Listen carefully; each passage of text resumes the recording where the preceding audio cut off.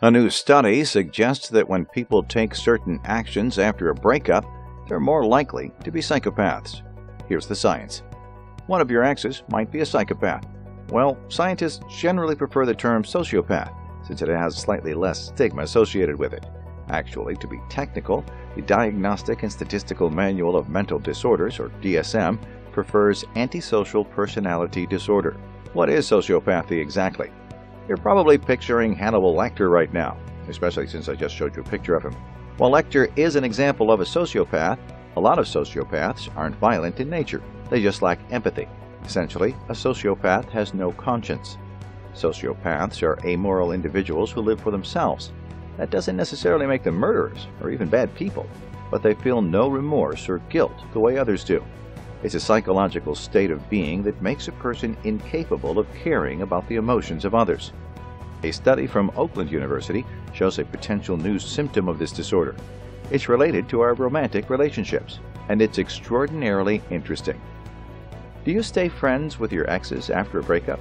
The study found that people who keep their exes as friends after a breakup are more likely to be sociopaths. This could be because a sociopath sees others as objects to be used. Even after a breakup, a sociopath is still capable of seeing an ex-partner as useful. In addition, they're more likely to have dark personality traits. These include insensitivity, manipulation of partners, and self-admiration. While most sociopaths are perceived as murderers, many are just self-serving.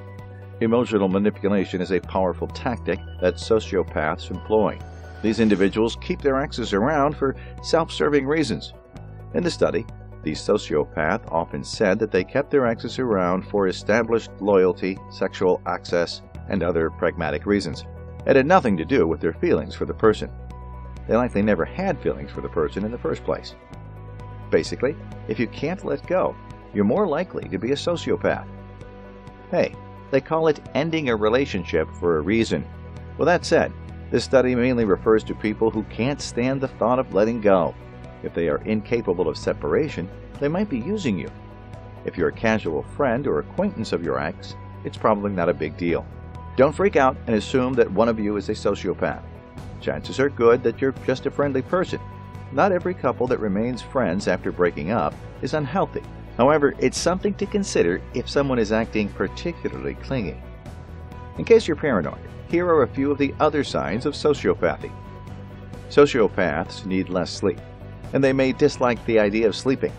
If you know someone who never seems to sleep, it might be worth keeping an eye on some of their other behaviors. Their emotional responses are unconvincing or unsettling. Of course, the well-practiced sociopath can put up a decent front, but they'll occasionally let their true colors show. They're incapable of feeling certain emotions, and their attempts to feign emotion may come off as phony. If someone seems like they're acting all the time, it might be because they are. Their moods shift drastically. They may be raging one minute, then completely calm the next. It's a misconception that sociopaths can't feel anything. They can feel stimulation, and they seek it out. However, their emotions shift quite a bit, which can be unsettling. They tell stories about their sexual exploits. They might also brag about controlling other people. Sociopaths can relive their experiences by telling them to others. Sociopathy and narcissism are also closely related. Both take pride in their accomplishments. They define themselves by things that they do and collect. They're extremely confident. They believe themselves to be superior, so they come across as confident individuals. Some are better at masking this than others. While some sociopaths are brash and abrasive, others come off as suave and intelligent. Some of the most charismatic leaders in history may have been sociopaths. They contradict themselves regularly. Sociopaths don't see any problem with lying, so they may get caught in lies fairly often. It's not something that they consider for long periods of time. They lie first and think about the consequences later.